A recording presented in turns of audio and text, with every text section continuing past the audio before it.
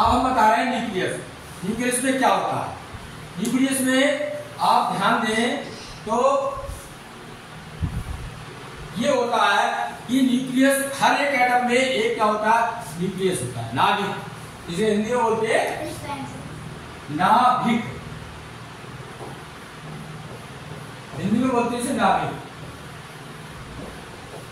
इसका जो डायमीटर होता है, व्यास जो होता है 10⁻⁴ मीटर। कितना होता है? मीटर।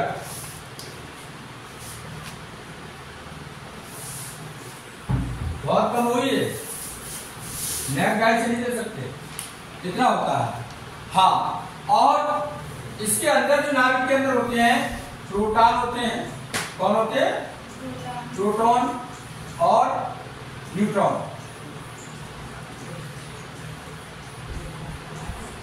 और नाभिकीय फोर्स, न्यूक्लियस फोर्स से ये क्या होते हैं? एक दूसरे से बने होते हैं। इसके चारों तरफ कौन घूमता है? इलेक्ट्रॉन। कौन घूमता है? इलेक्ट्रॉन। जिस पर निगेटिव चार्ज होता है, प्रोटॉन पर पॉजिटिव चार्ज होता है, और इस पर कोई चार्ज होता है, नो चार्ज। ये चार्जलेस होता है।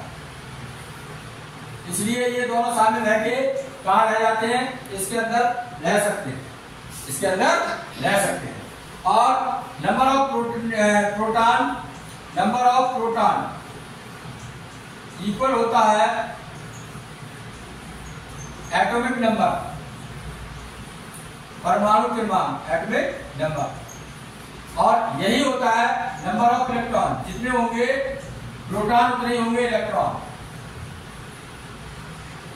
टोटल यानी जो तुम्हारा वो होता है एटम, वो उदासीन रहता है, न्यूट्रल होता है।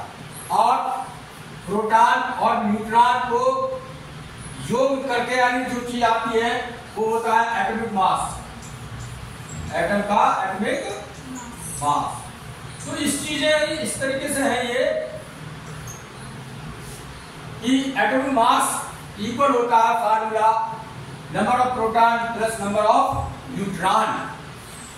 और इसका टोटल धनावेश किसी भी एटम का उसके सेंटर पर ही कंसंट्रेट होता है, सेंटर पर ही कंसंट्रेट होता है।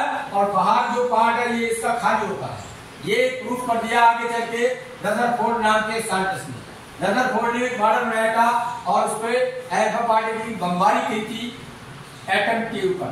जब एटम के ऊपर बमबारी की थी तो ऐसा न्यूक्लियस लिया था उन्होंने। तो उन्होंने देखा था कुछ अल्फा पार्टिकल सीधे निकल गए इसके ऐसे करके, और कुछ अल्फा पार्टिकल क्या हुआ, या जैसे गए जिस रास्ते से दूसरे रास्ते से वापस आ गए। और उन्होंने प्रूफ कर दिया कि एटम का कुछ पार्ट खाली होता है लेकिन सेंटर पर नहीं टकराए। सेंटर पर क्या होता है? उसका 99.5% चार्ज स्थित होता है, मतलब ठोस वस्तु की तरह स्थित होता है। Thank you very much.